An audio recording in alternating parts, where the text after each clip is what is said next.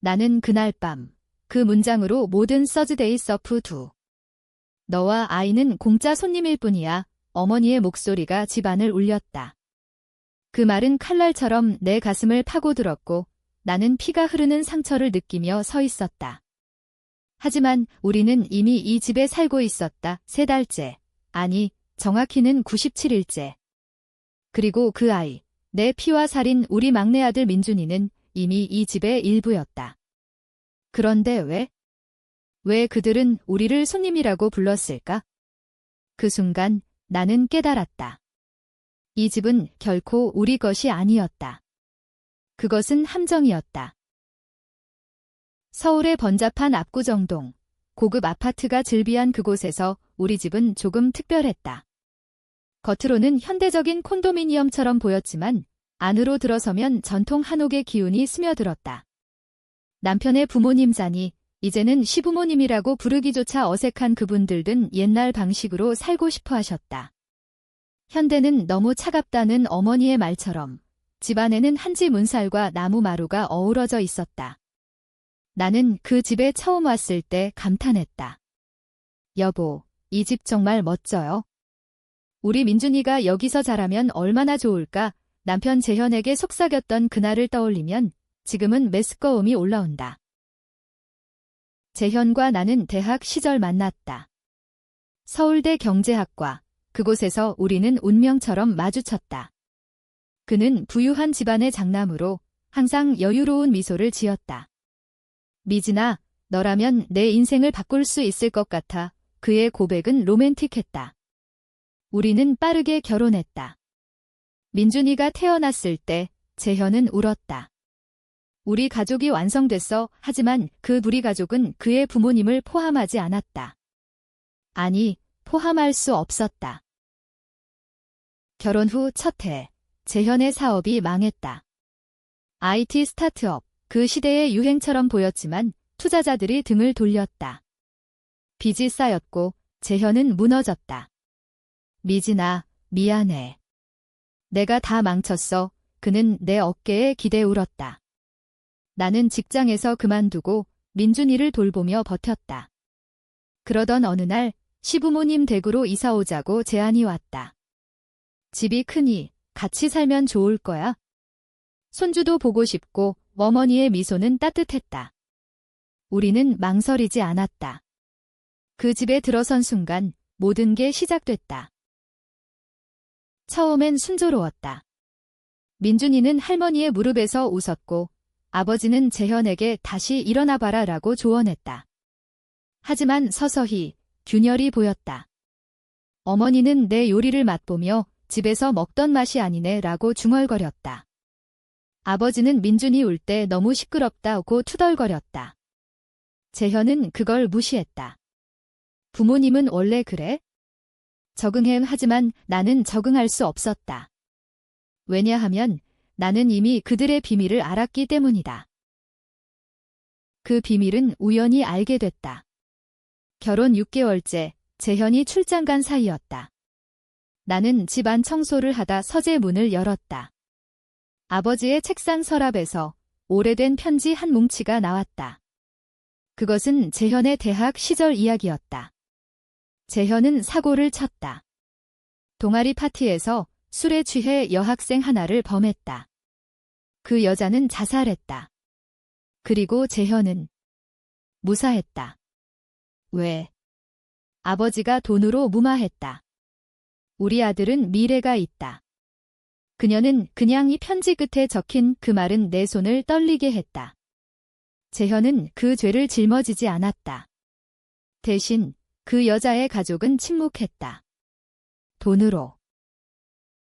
나는 재현에게 물었다.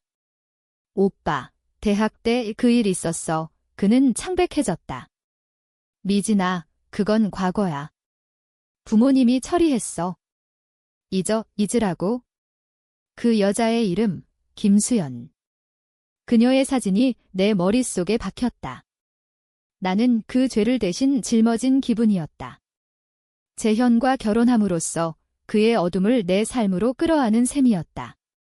민준이를 낳을 때 나는 울었다. 이 아이가 그런 아버지의 피를 이어받았다는 사실이. 그 후로 나는 변했다.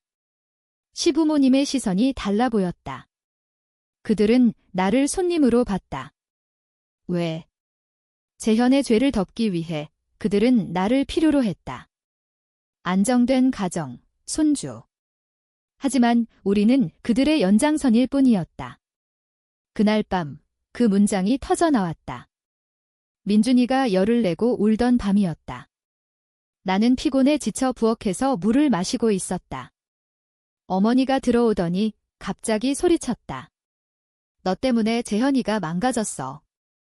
너와 그 아이는 공짜 손님일 뿐이야. 당장 나가. 아버지가 따라 들어와. 그래. 재현이는 우리 피야. 너희는 라고 덧붙였다. 나는 얼어붙었다.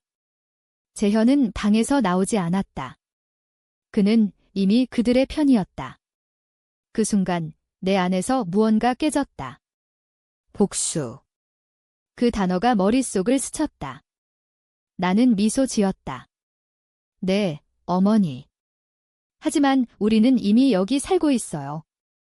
나갈 생각 없어요. 그 말로 전쟁이 시작됐다.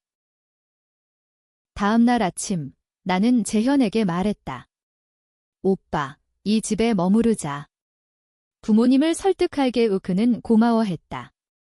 하지만 나는 속으로 계획을 세웠다. 먼저 김수연의 가족을 찾아야 했다. 인터넷으로 검색했다. 김수연 자살 서울대. 오래된 기사가 나왔다. 그녀의 오빠, 김태호. 지금은 변호사로 일한다. 나는 그에게 편지를 썼다. 익명으로. 당신 여동생의 진실을 알고 싶으신가요? 재현의 집에서 기다립니다. 그 편지가 도착한 지 일주일 후 태호가 나타났다. 그는 날카로운 눈빛으로 문을 두드렸다. 누구신가요? 나는 차를 따르며 말했다. 수연 씨의 복수를 도울 사람입니다. 그는 놀랐다. 나는 모든 걸 털어놨다. 재현의 죄, 시부모의 은폐. 태호의 눈에 눈물이 고였다. 왜 이제야? 나는 대답했다. 나도 피해자예요. 재현의 아내로서. 태호와 나는 동맹이 됐다. 그는 증거를 모으기로 했다.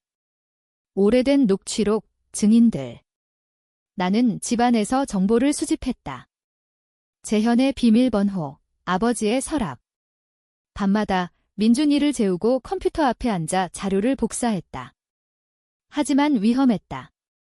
어머니의 시선이 날카로워졌다. 요즘 왜 이렇게 바빠? 나는 웃었다. 민준이 사진 찍어요. 한 달째 첫 번째 타격을 날렸다.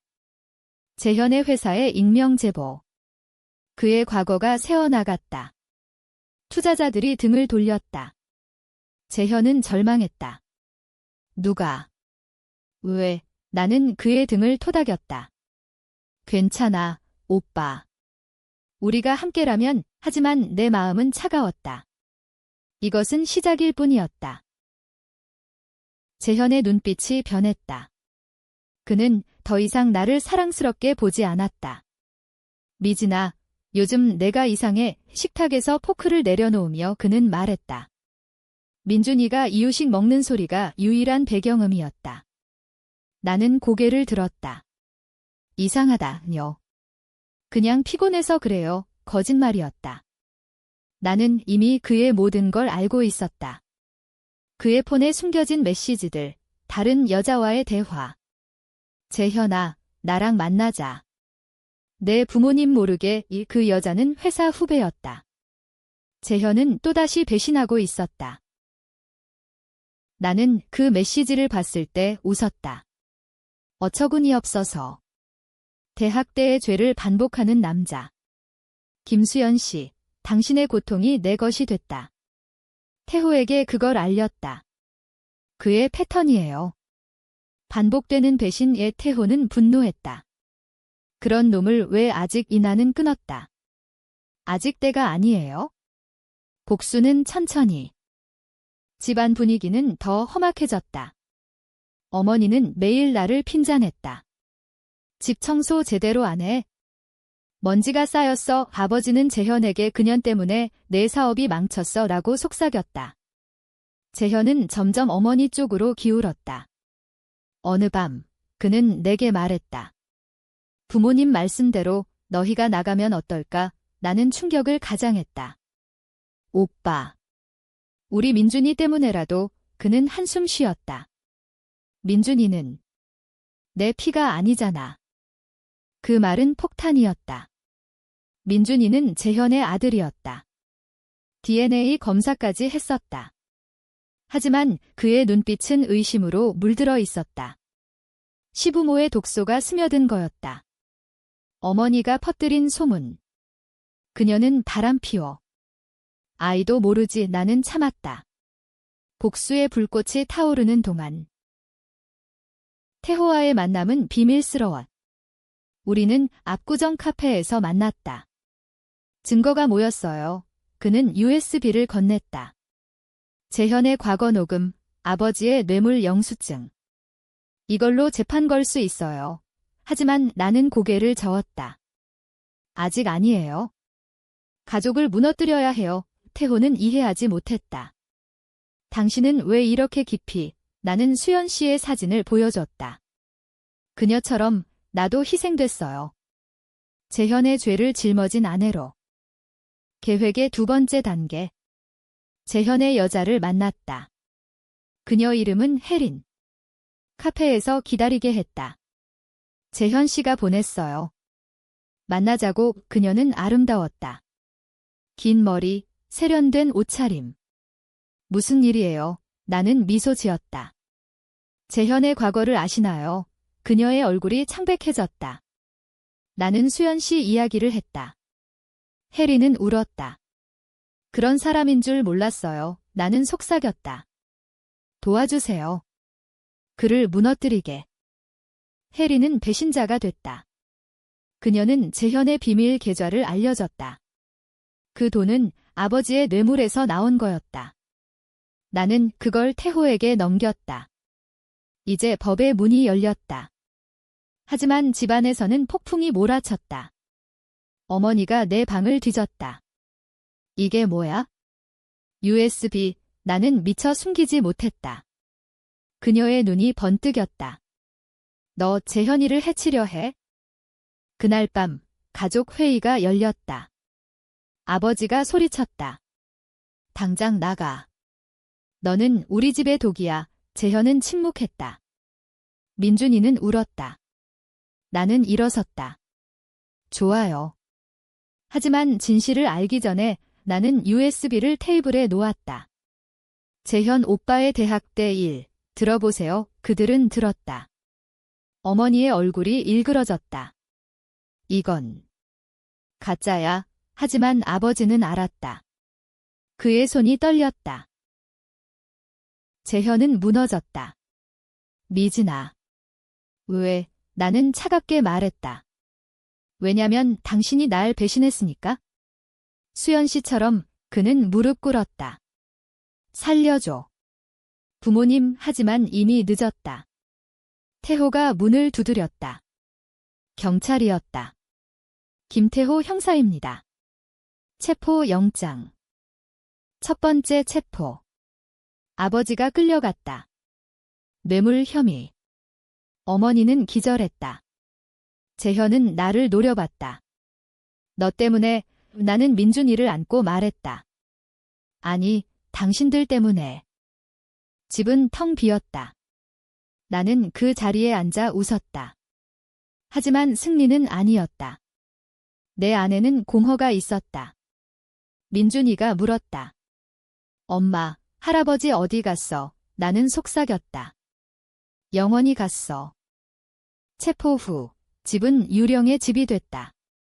나무마루가 삐걱거리는 소리만이 밤을 채웠다. 재현은 감옥에 갔다. 혐의는 성폭행과 증거인멸. 언론이 달려들었다. 부유층 장남, 대학 시절 성추행 사건 재조명, 기사 제목이 내 폰을 메웠다.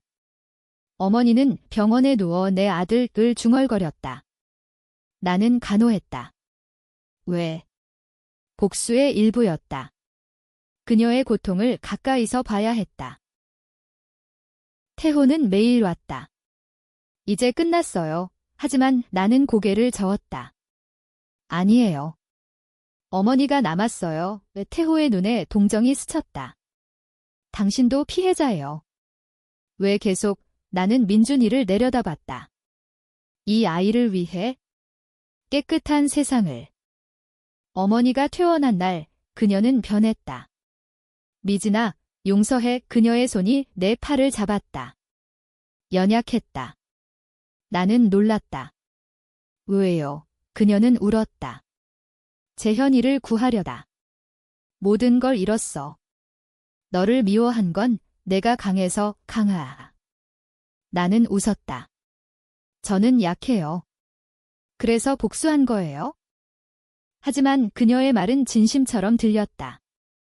밤에 그녀는 이야기를 했다. 재현의 어린 시절, 아버지의 압박. 우리 집안은 완벽해야 해. 실수는 용납 안 돼. 수연 씨 사건 때 그녀도 울었다. 그 아이를 구할 수 있었는데 왜 나는 물었다. 그럼 왜 덮으셨어요? 그녀는 한숨 쉬었다.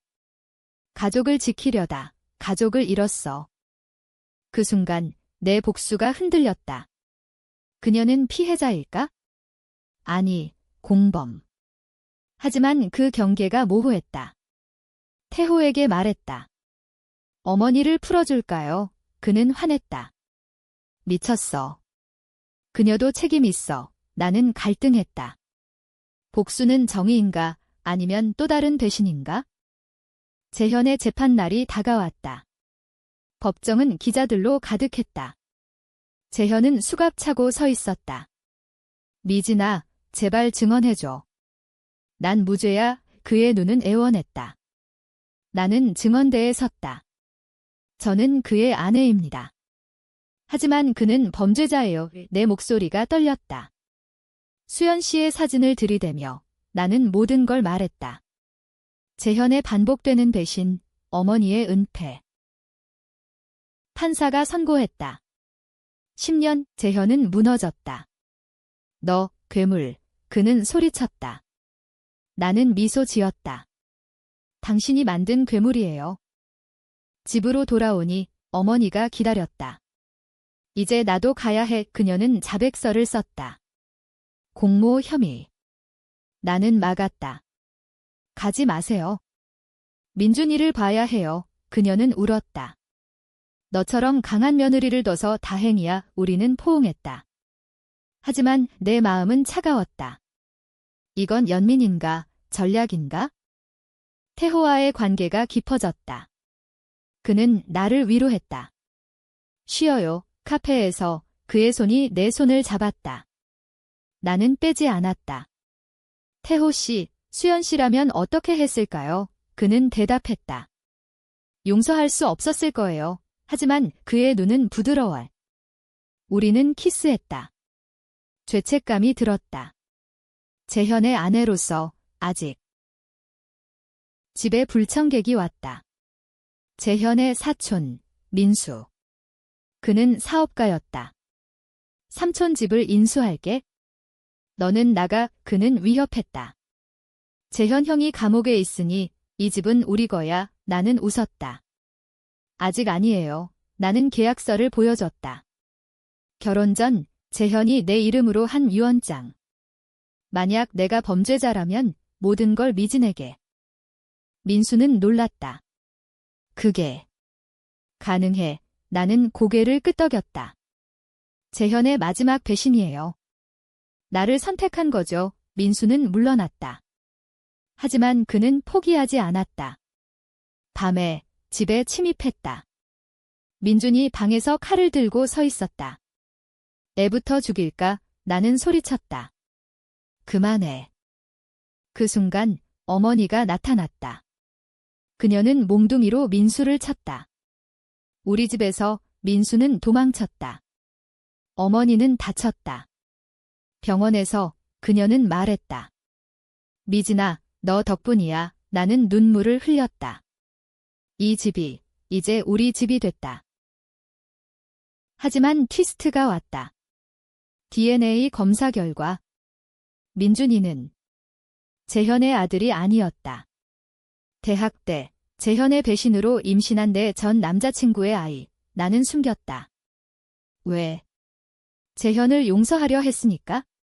이제 그 비밀이 드러날 차례였다. 비밀이 드러난 건 우연이었다. 재현의 변호사가 보낸 편지. DNA 재검사 결과 아이는 나는 찢어버렸다. 하지만 너무 늦었다. 어머니가 봤다. 이게 뭐야? 그녀의 목소리가 떨렸다. 나는 무릎 꿇었다. 죄송해요. 숨겼어요. 그녀는 충격받았다. 너 바람 피웠어? 우리 재현이를 속였어? 갈등이 폭발했다. 어머니는 민준이를 데리고 도망치려 했다. 이 아이는 우리 피가 아니야. 나는 막았다. 민준이는 제 아들이에요. 당신 손주예요. 우리는 싸웠다.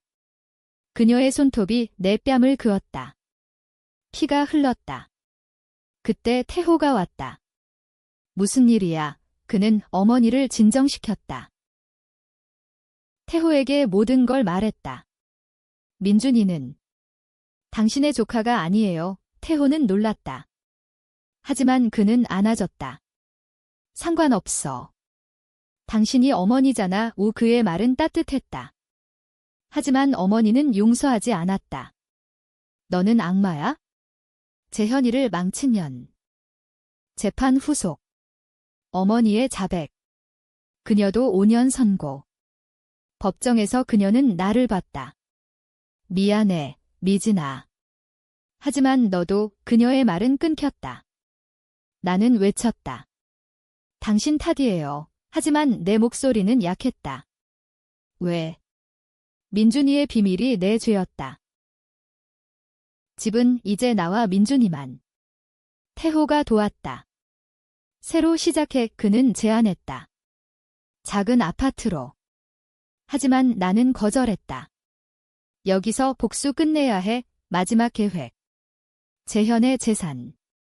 아버지의 은닉 계좌. 나는 해커를 고용했다. 태호의 지인. 돈이 흘러나왔다. 수연 씨 가족에게 보냈다. 보상입니다. 민수는 다시 왔다. 이번엔 법적으로. 집 소유권 소송 걸었어. 그는 웃었다. 나는 증거를 냈다. 재현의 유언. 하지만 그는 반격했다. 민준이가 재현 피가 아니라는 증거 있어? 소송 취소 안 해. 그는 협박했다. 나는 고민했다. 민준이를 포기할 수 없었다. 태호와 싸웠다. 왜 위험하게 해? 그는 소리쳤다. 나는 대답했다. 당신 여동생 위해. 그는 울었다.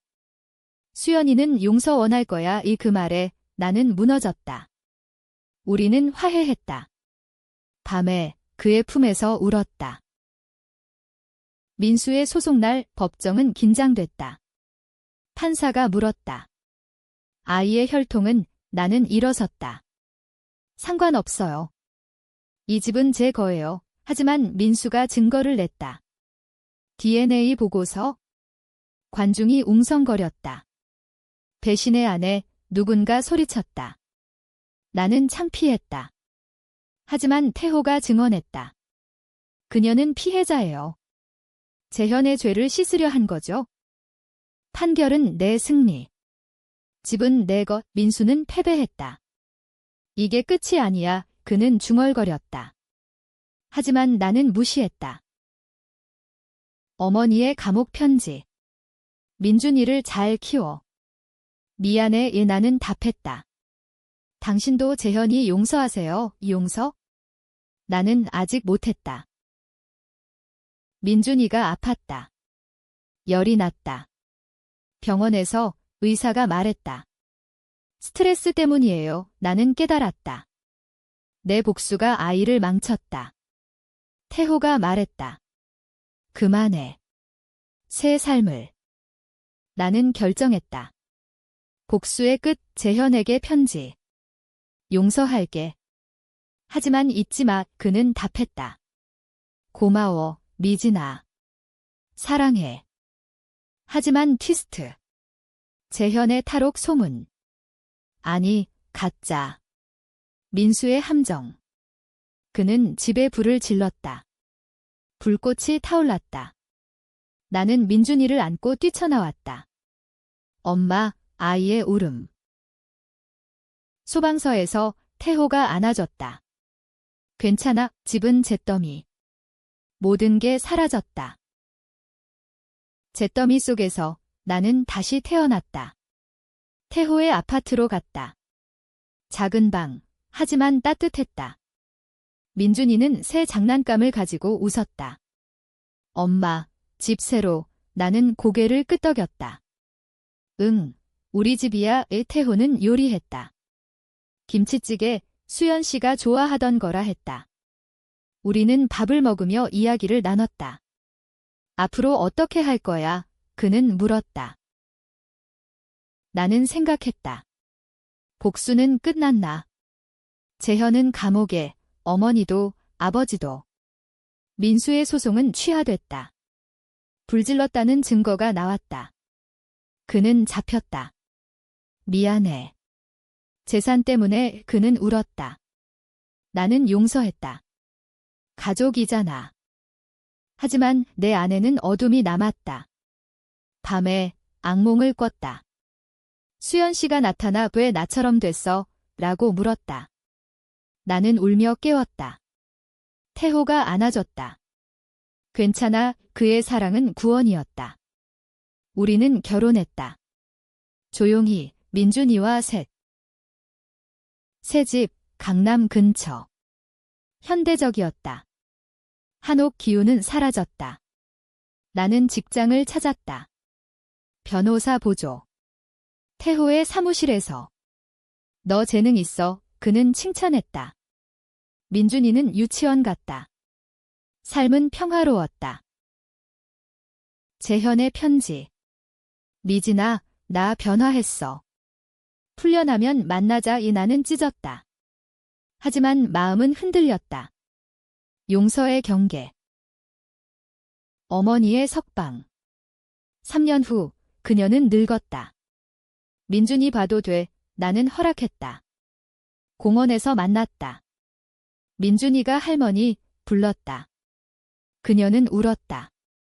고마워, 미진아. 우리는 이야기했다. 과거를. 내가 잘못했어. 재현이를 너무 보호했어. 나는 대답했다.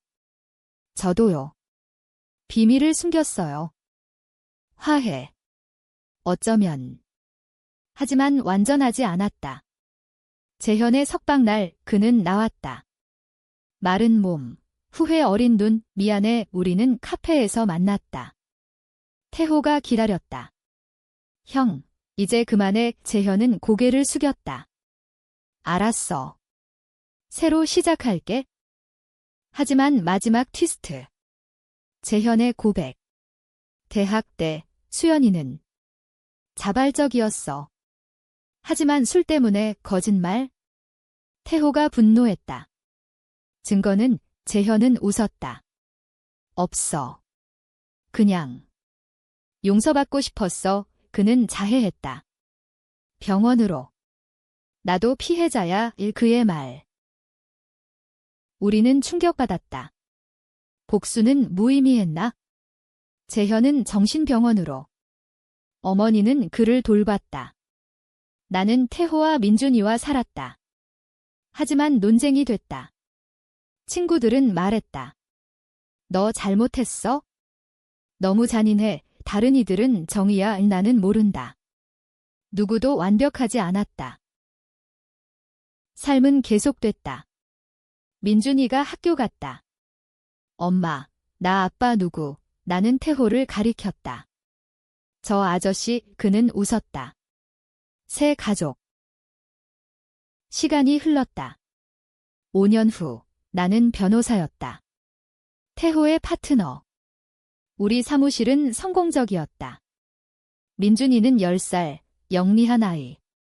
엄마, 학교에서 복수 이야기 배웠어. 함부로 하면 안 돼. 그의 말에 나는 웃었다. 맞아. 엄마도 배웠어. 하지만 과거가 쫓아왔다. 재현의 출소. 그는 변화했다고 했다. 책을 썼다. 배신의 대가. 베스트셀러. 인터뷰에서 내 안에 미진 덕분에 깨달았어. 그는 나를 영웅으로 만들었다. 하지만 나는 알았다. 또 다른 속임수. 그는 찾아왔다. 민준이 만나게 해줘. 나는 거절했다. 당신 피가 아니야. 그는 웃었다.